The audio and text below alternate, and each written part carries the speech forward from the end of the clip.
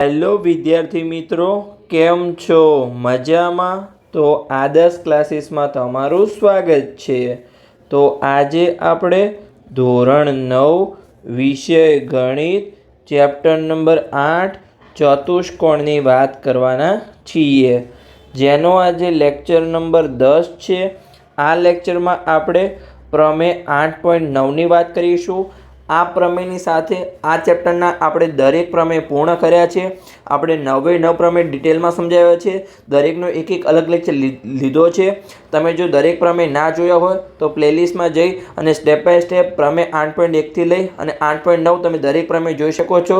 આપણે સ્ટાર્ટિંગમાં ઇન્ટ્રોડક્શનનો લેક્ચર લીધો હતો અને પછી આ 9 પ્રમેયના 9 લેક્ચર લીધા છે. એટલે કે આજે આપણે 10મા નંબરનો લેક્ચર છે.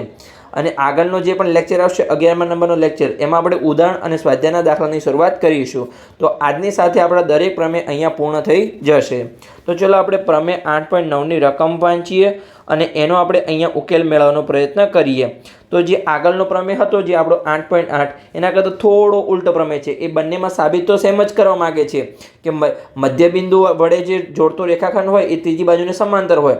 તો અહીંયા આપણને 8.9માં શું કીધું છે કે ત્રિકોણની એક બાજુના મધ્યબિંદુમાંથી બીજી બાજુને સમાંતર દોરેલી રેખા ત્રીજી બાજુને દુભાગે છે. એટલે કે અહીંયા ચલો પહેલાં આપણે આકૃતિ દોરીએ, પછી આપણે પક્ષ અને સાધ્ય લખીશું અને પછી આપણે સિમ્પલી અહીંયા સાબિતી કરીશું. તો ચલો અહીંયા આપણે આકૃતિ દોરીએ કે આ આપણું કોઈ લાઈન છે. આપણે અહીંયા સૌપ્રથમ તો ત્રિકોણ દોરવાનો પ્રયત્ન કરીએ કે આપણા જોડે અહીંયા કોઈ ત્રિકોણ A, B અને C અહીંયા છે. તો કે ઓકે, અહીંયા ચલો આપણે પરફેક્ટલી દોરી લીધું. આપણો અહીંયા ત્રિકોણ છે જેને આપણે શિરોબિંદુનું નામ આપી દઈએ A, B અને C. ઓકે, પછી અહીંયા આપણે શું કીધું છે? ત્રિકોણની એક બાજુના મધ્યબિંદુમાંથી બીજી બાજુને સમાંતર દોરેલી રેખા ત્રીજી બાજુને દુભાગે છે. તો અહીંયા આપણે ABમાંથી એક રેખા પસાર કરીએ કે જે BCને એટલે કે બીજી બાજુને સમાંતર હોય અને ત્રીજી બાજુને દુભાગે એવું અહીંયા આપણે સાબિત કરવાનું છે. પણ એવી આપણે અહીંયા કોઈ રેખા દોરીએ. ધારો કે આ આપણી અહીંયા કોઈ રેખા છે. ઓકે, તો કે શું છે? અહીંયા જે આ બિંદુ છે, અહીંયા કયું બિંદુ? E બિંદુ છે. એ અહીંયા ABનું મધ્ય બિંદુ છે, એમાંથી પસાર થાય છે, પછી BCને સમાંતર છે. અને આપણે સાબિત શું કરવાનું છે કે અહીંયા જે આ F બિંદુ છે એ અહીંયા ACનું મધ્ય બિંદુ છે. તો પહેલાં આપણે 8.8માં શું સાબિત કર્યું હતું કે અહીંયા E અને F મધ્ય બિંદુ છે, એને જોડતો જે રેખાખંડ EF છે એ ત્રીજી બાજુ BCને સમાંતર હોય. હવે અહીંયા આપણને શું કીધું છે કે E એ ABનું મધ્ય બિંદુ છે, એમાંથી કોઈ એક રેખા દોરો કે જે BCને સમાંતર હોય. તો આપણે સાબિત શું કરવાનું છે અહીંયા કે AC એ અહીંયા ACનું મધ્ય બિંદુ F છે. એટલે પહેલાં આપણે સમાંતર સાબિત કરવાનું હતું. હવે અહીંયા આપણે ઓલરેડી સમાંતર કીધું છે, પણ આપણે મધ્ય બિંદુ સાબિત કરવાનું છે. તો ચલો આપણે કરીએ. ઓકે, તો ચલો હવે આપણે સાબિત કરવાનો પ્રયત્ન કરીએ. સિમ્પલી આ આપણે રેખા છે એને આપણે અહીંયા L નામ આપી દઈએ. ઓકે, તો ચલો હવે આપણે પક્ષ અને સાધ્ય લખીશું અને પછી આપણે સિમ્પલી અહીંયા સાબિતી કરીશું. ઓકે, તો સૌપ્રથમ આપણું આવશે અહીંયા પક્ષ. તો ચલો આપણે લખી દઈએ. પક્ષમાં આપણે શું લખવાનું છે? તમારે રકમ અને આકૃતિના આધારે તમારે પક્ષમાં લખવાનું છે. તો અહીંયા આપણે લખીશું કે ત્રિકોણ ABC છે, એમાં જે E છે એ ABનું મધ્યબિંદુ છે. પહેલાં એ આપણે લખીશું. પછી આપણે Eમાંથી એક રેખા દોરી, રેખા L, જે અહીંયા BCને સમાંતર છે અને ACને અહીંયા F બિંદુમાં છેદે છે. તો ચલો આપણે એ અહીંયા પક્ષમાં સિમ્પલી લખી દઈએ. તો પક્ષમાં અહીંયા લખીશું કે ત્રિકોણ ABCમાં EA ABનું મધ્યબિંદુ છે, ABનું મધ્યબિંદુ છે. ઓકે, પછી અહીંયા આપણે Eમાંથી એક રેખા દોરી L, જે અહીંયા BCને સમાંતર છે. તો એ આપણે અહીંયા લખી દઈએ કે Eમાંથી દોરેલ રેખા L એ BCને સમાંતર છે. ઓકે, હવે સમાંતર છે. પછી અહીંયા જે L રેખા છે એ ACને ક્યાં છેદે છે? તો કે અહીંયા Fમાં છેદે છે. તો એ લાઈન આપણે લખી દઈએ અને ACને Fમાં છેદે છે. ACને Fમાં છેદે છે. Okay, simply. તો આ આપણું અહીંયા થઈ ગયું પક્ષ. હવે આપણે સાધ્ય લખીશું. તો સાધ્યમાં અહીંયા આપણે શું લખીએ છીએ? જે પણ સાબિત કરવાનું હોય એ આપણે અહીંયા સાધ્યમાં લખીએ છીએ. તો ચલો હવે આપણે સાધ્ય લખી દઈએ. તો અહીંયા આપણે સાબિત એ કરવાનું છે કે જે આપણી આ રેખા એલ દોરી એ ત્રીજી બાજુને દુભાગે છે, એટલે કે અહીંયા ત્રીજી બાજુ કઈ છે આપણા માટે? આ એસી હવે આપણા માટે અહીંયા ત્રીજી બાજુ છે, એટલે કે જે અહીંયા આ એફમાં છેદે છે, એટલે કે દુભાગે છે, એટલે કે બે સરખા ભાગમાં વિભાજિત કરે છે, એટલે કે જેટલું ઉપરની સાઈડ એફ છે એટલું જ અહીંયા આપણું તમારું સીએફ હોવું જ જોઈએ, એટલે કે એસીનું મધ્યબિંદુ તમારું એફ થવું જોઈએ. એ આપણે અહીંયા સાબિત કરવાનું છે. તો ચલો આપણે લખી દઈએ અહીંયા કે આપણે સાબિત કરવાનું છે અહીંયા કે એફ બરાબર સીએફ થાય. ઓકે, તો એફ બરાબર સીએફ થાય એ આપણે સાબિત કરવાનું છે. એટલે કે જે રેખા એલ છે, રેખા એલ એ એસીને દુભાગે છે. દુભાગે છે એટલે કે બે સરખા ભાગમાં વિભાજિત કરે છે. આ અહીંયા આપણે સાબિત કરવાનું છે, એટલે કે એફ બરાબર સીએફ થાય. એ આપણને ખબર પડી ગઈ. હવે અહીંયા આપણે સિમ્પલી સાબિતીની શરૂઆત કરીશું. પહેલાં તમારે આકૃતિ દોરવાની છે સિમ્પલ, પછી તમારે પક્ષ અને સાધ્ય લખવાનું, અને પછી અહીંયા તમારે સાબિતીની શરૂઆત કરવાની છે. તો ચલો અહીંયા આપણે કરીશું સાબિતી. તો ચલો આપણે લખી દઈએ અહીંયા કે હવે આપણે સાબિતીની શરૂઆત કરવાના છીએ. તો જો સૌપ્રથમ અહીંયા આપણે શું કરીશું? સાબિતીની શરૂઆત કરતાં પહેલાં આકૃતિમાં આપણે થોડો ફેરફાર કરીશું, એટલે કે થોડું આપણે અહીંયા એક્સ્ટ્રા એડ કરીશું. તો અહીંયા આપણે સી બિંદુમાંથી આપણે અહીંયા એક રેખા દોરીએ, જે અહીંયા આપણી આ એબી બાજુ છે એને સમાંતર હોય.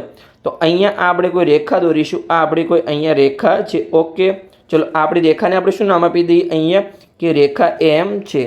હવે આ જે આપણે રેખા દોરી એ અહીંયા એબી બાજુને ખાસ તમારે સમાંતર હોવી જોઈએ એવી અહીંયા આપણે રેખા દોરી છે. અને જે એલ અને જે એમને છેદે છે એવું અહીંયા આપણું આ એક બિંદુ છે, એને અહીંયા આપણે ડી નામ આપી દઈએ.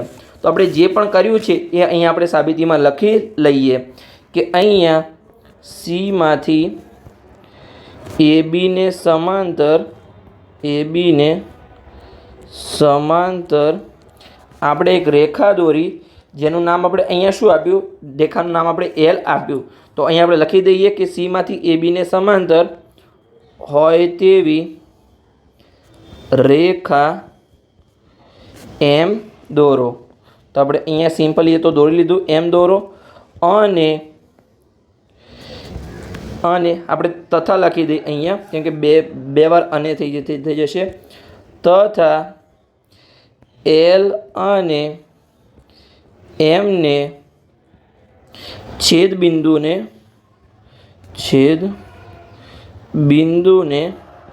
ડી નામ આપો.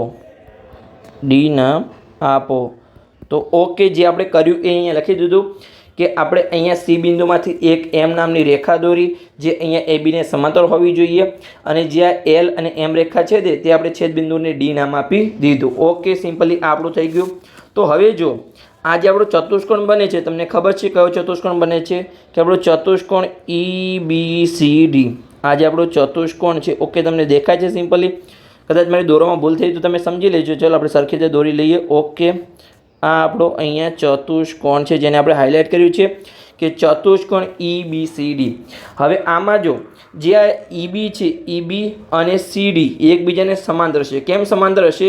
કેમ કે અહીંયા AB અને જે એમ રેખા છે એ આપણી સમાંતર છે, તો એના જે ભાગો છે અહીંયા EB અને CD એ પણ સમાંતર થશે. ઓકે, હવે આ સમાંતર છે.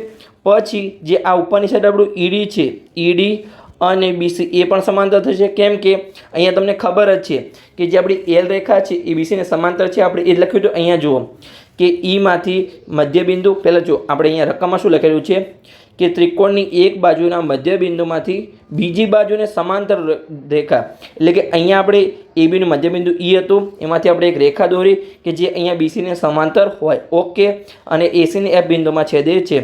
તો અહીંયા આપણું ઈડી અને બીસી પણ સમાંતર થશે, અને અહીંયા આપણું ઈબી અને સીડી પણ સમાંતર થાય છે. એટલે કે સામસામેની બાજુ અહીંયા સમાંતર થાય છે, એટલે કે જે આપણો ચતુષ્કોણ છે EBCD એ કેવો થશે? અહીંયા સમાંતર બાજુ ચતુષ્કોણ થશે. તો ચલો આપણે લખી દઈએ અહીંયા કે જે આપણો ચતુષ્કોણ છે એમાં સામસામેની બાજુ અહીંયા સમાંતર છે. તો અહીંયા આપણે લાઈન લખીશું કે ચતુષ્કોણ EBCD માં પહેલાં આપણું શું થયું હતું અહીંયા કે આ જે બીસી બાજુ છે, નીચેની બીસી બાજુ એ અહીંયા ઈડીને સમાંતર છે, કેમ કે આખી એલ રેખા છે એ જ અહીંયા બીસીને સમાંતર છે, તો ઈડી અને બીસી સમાંતર થાય.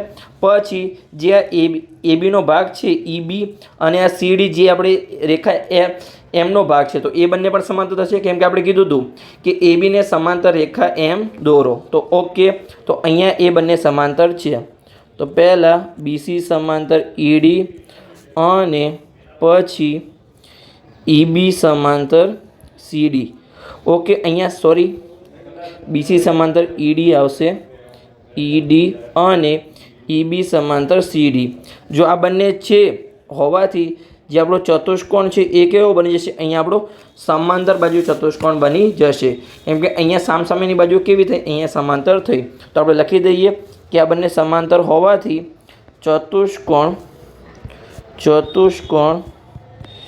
EBCD સમાંતર બાજુ ચતુષ્કોણ છે, સમાંતર બાજુ ચતુષ્કોણ છે. ઓકે, તો સમાંતર બાજુ ચતુષ્કોણ હોય તો એમાં સામસામેની બાજુઓ કેવી હોય? સમાન હોય, અને સામસામેના ખૂણા પણ સમાન હોય. તો અહીંયા આપણે લખી શકીએ કે જે આ EB અને CD છે એ અહીંયા સમાન પણ થશે. તો ચલો લખી દઈએ કે માટે EB બરાબર અહીંયા CD. ઓકે, અહીંયા EB બરાબર CD આ આપણું થઈ ગયું. ઓકે, હવે જો જે આપણું અહીંયા આ બિંદુ E છે એ શું છે? અહીંયા આપણો આ જે AB છે, અહીંયા આપણું જે AB રેખાખંડ છે, ઓકે, એનું મધ્ય બિંદુ અહીંયા આપણું E છે.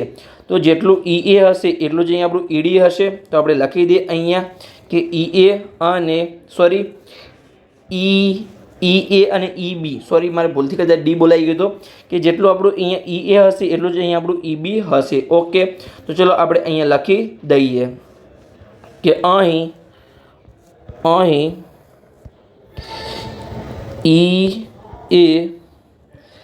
EABનું મધ્ય બિંદુ છે, મધ્ય બિંદુ હોવાથી જેટલું તમારું EA હશે એટલું જ અહીંયા તમારું EB હશે. ઓકે, તો હવે જો પહેલાં આપણું અહીંયા EB બરાબર CD આવ્યું હતું અને અહીંયા હવે EB બરાબર EA આવ્યું. તો આપણે લખી શકીએ કે EA અને CD તમારું સમાન છે. તો અહીંયા આપણે લખીએ કે માટે હવે શું થશે? ચાલો આપણે અલગ પેનનો ઉપયોગ કરીએ તો તમને દેખાય કે તમારો અલગ અહીંયા ટોપિક છે. તો અહીંયા રેડ પેનનો ઉપયોગ કરીએ કે માટે EA બરાબર તમારું અહીંયા CD થશે. ઓકે, તો ક્યાં છે EA? તો આ જે ઉપરનો ભાગ છે તમારો, ચાલો તમને બતાવું કે આ જે EA છે એટલું તમારું શું થયું? અહીંયા તમારું આ CD થયું. ઓકે, તો હવે અહીંયા આપણે શું કરીશું કે જે આપણા બંને બંને જે આપણા ત્રિકોણ છે, ઉપરની સાઈડ ત્રિકોણ EAF જે આપણે આગળના પ્રમેયમાં ઉપયોગ કર્યો હતો એ જ અહીંયા આપણે ત્રિકોણ લેવાના છે કે AFE અથવા EAF તમે કોઈ પણ કહી શકો છો. અને જે નીચેનો ત્રિકોણ છે ત્રિકોણ CFD, આને તમારે અહીંયા એકરૂપ સાબિત કરવાના છે. તો ચલો આપણે કરીએ.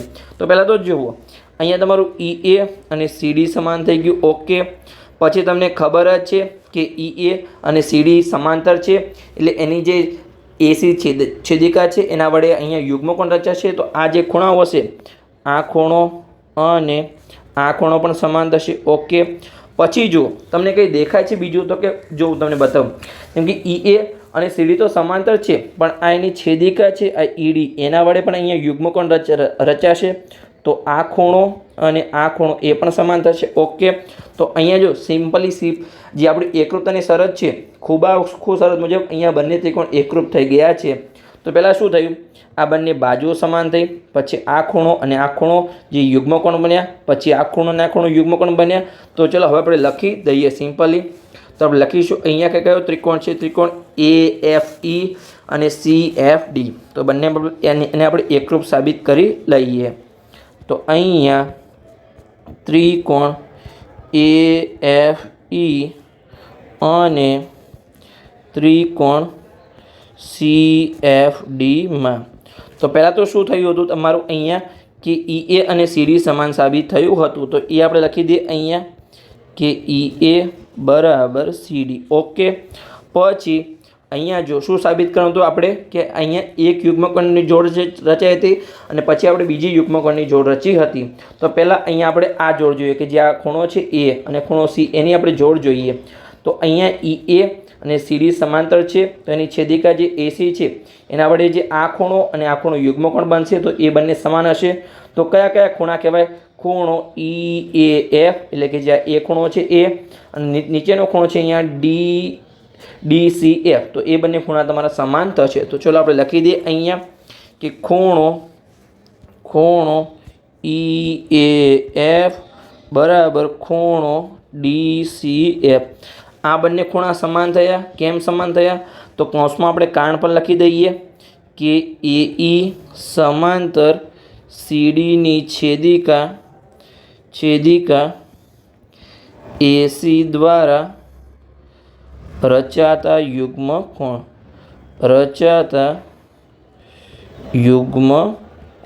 ઓકે, તો આ તમારું સિમ્પલી થઈ ગયું. અને એ ઈ અને સીડી કેમ સમાંતર છે?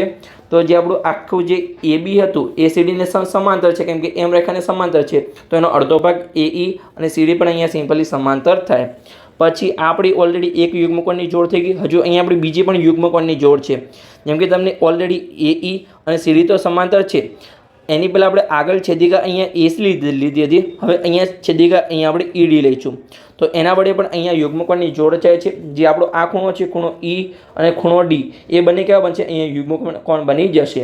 તો ખૂણો ઈ એ એફ અને ખૂણો આપણો સી ડી એફ આ બંને યુગ્મકોણ બની જશે. કેમ કે એ ઈ અને સીડીની છેદિકા ઈડી વચ્ચે અહીંયા આપણે ઈડી છેદિકા દ્વારા અહીંયા યુગ્મકોણ રચાય છે.